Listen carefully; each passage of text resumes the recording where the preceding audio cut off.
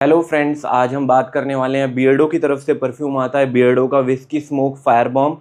आज हम इस परफ्यूम के बारे में बात करेंगे। पहले बात करते हैं इसकी प्राइसिंग और प्रेजेंटेशन के बारे में। प्राइसिंग के बारे में एक चीज़ मैं आपको रिकमेंड करूंगा, बियर्डो की ऑफिशियल साइट से अगर आप इसको लेते हो वहाँ हमेशा प्राइजेज जैसे एलएसडी वाइट ओपियम इनके हमेशा प्राइजेज ऊपर ही दिखाते हैं इनकी साइट वगैरह। तो आप अमेजन या फ्लिपकार्ट से ले सकते हो। मैंने इसको फ्लिपकार्ट से ख़रीदा था, जेन्युइन ही मिलता है वहाँ पे। मतलब क्लोन्स वगैरह में ही थोड़ा डुप्लीकेसी होगी, इनमें क्या ही होगा डुप्लीकेसी। तो अमेजन, फ्लिपकार्ट या मिंत्रा पे भी अगर आपको सस्ता मिलता है वहाँ से ले सकते हो। और अमेजन पे भी मैंने इसके प्राइजेस देखे, वहाँ भी 950 या 980 रुपये के आसपास है। तो आपको 950 के आसपास इसकी 100 ml की बॉटल मिलेगी। 50 ml की इसकी बॉटल नहीं आती। बॉटल की प्रेजेंटेशन सेम जैसे एलएसडी और वाइट ओपियम है वैसे ही है। कैप यहाँ से आप पकड़ सकते हो, ये नहीं गिरती, बट मैं रिकमेंड नहीं करूँगा, अगर ज़्यादा हिलाओगे शायद गिर जाए। बट तब भी ये स्नग फिट है तो अच्छा लगता है। एक चीज़ जो हमेशा से मेरी शिकायत थी कि इनके एटमाइज़र बहुत बुरे होते थे, जैसे एलएसडी, वाइट ओपियम या गॉडफादर। इस बार इन्होंने वो चीज़ें इम्प्रूव कर दी है, मैं आपको दिखाता हूँ। इन्होंने इस बार प्रेशराइज एटमाइज़र दे दिया है। मतलब जो भी शिकायतें थी, प्रेजेंटेशन तो इनकी डिसेंट रहती थी बट एटमाइज़र बहुत बुरे होते थे। जैसे 500 रुपये के परफ्यूम आते हैं उससे भी बेकार इनके एटमाइज़र होते थे। बट इस बार चीज़ें इन्होंने सुधार दी हैं, प्रेशराइज एटमाइज़र दे दिया, तो ये चीज़ें इन्होंने अच्छी करी।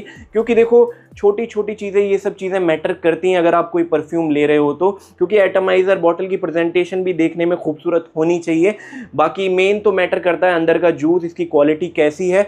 अब मेन बात करेंगे इसकी स्मेल के बारे में, इसके प्रोजेक्शन के बारे में, इसकी लास्टिंग के बारे में, और क्या ये विस्की स्मोक जो सिंगल मॉल्ट आता है उससे बेहतर है कि नहीं। बात करते हैं इसकी स्मेल के बारे में। इसकी ओपनिंग में आपको कौन कौन से नोट स्निफ करने को मिलते हैं।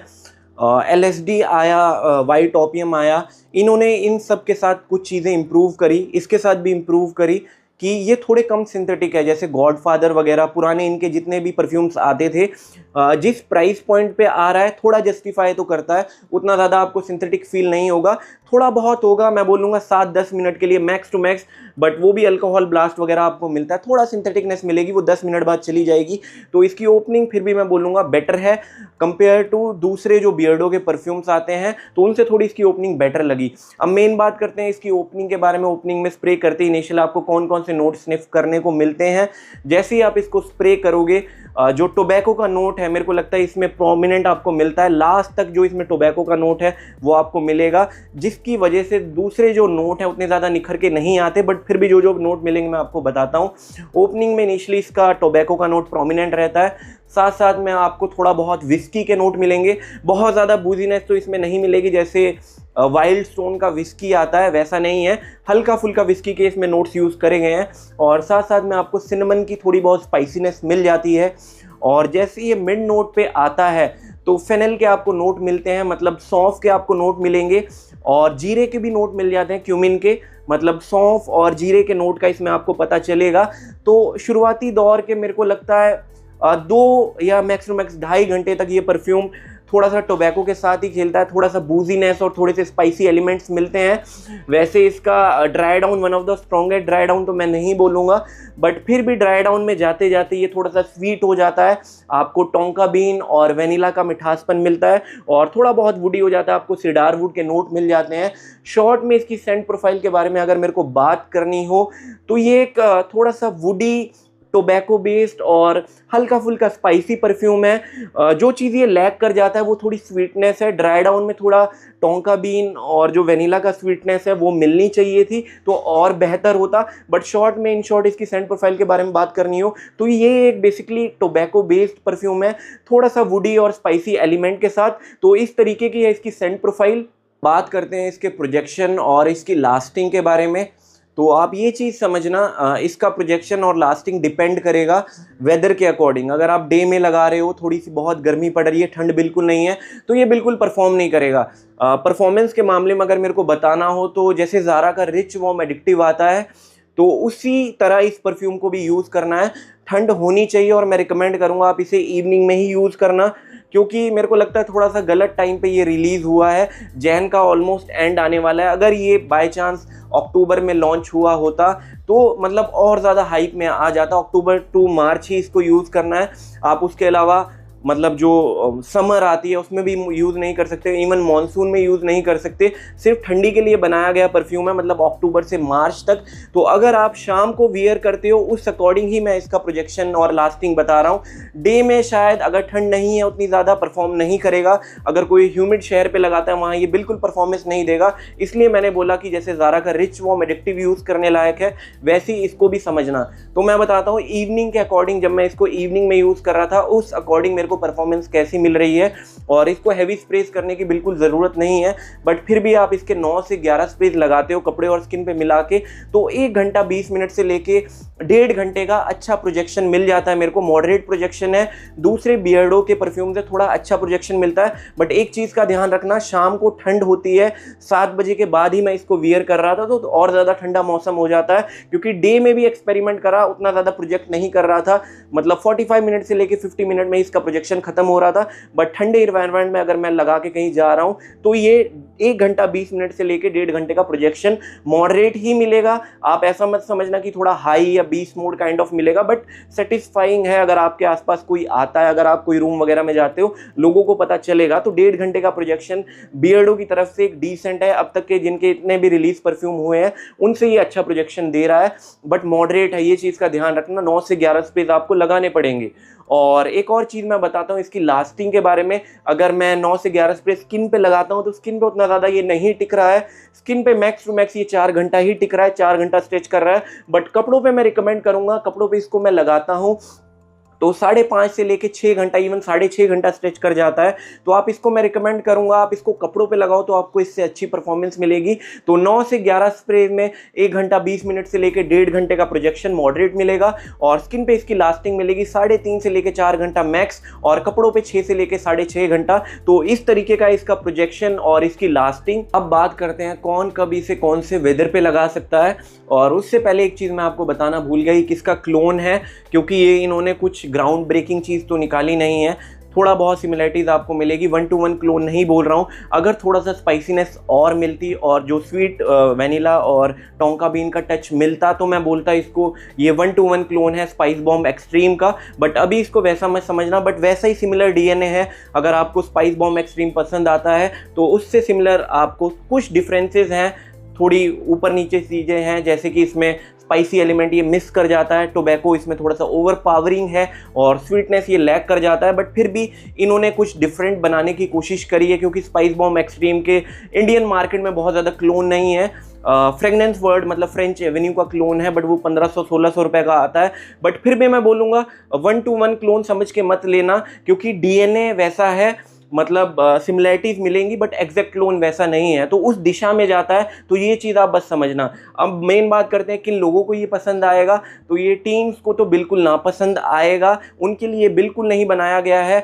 25-26 साल से जितने भी ऊपर के लोग हैं जो थोड़ा टोबैको बेस्ड परफ्यूम यूज़ करना पसंद करते हैं, काफ़ी लोग पूछते हैं कोई टोबैको बेस्ड परफ्यूम बता दो, तो उनके लिए मेरे को लगता है ये एक अच्छा ऑप्शन है। तो वो लोग इसके साथ जा सकते हैं, तो उनको ये पसंद आ जाएगा। तो थोड़े मैच्योर लोगों को ये मतलब लीन करता है, मैस्कुलिन साइड पे है, ये भी चीज़ अच्छी है, थोड़ा सा मैस्कुलिन साइड पे है।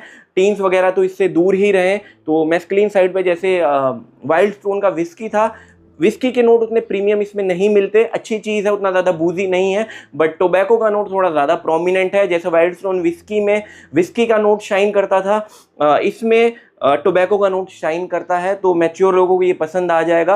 बट वेदर थोड़ा सा कॉम्प्लेक्स है, इसलिए मैंने बोला जैसे ज़ारा रिच वार्म एडिक्टिव है, जहाँ अच्छी खासी ठंड पड़ती है तभी इसको यूज़ करना, अदरवाइज़ मैं इसको रिकमेंड नहीं करूँगा।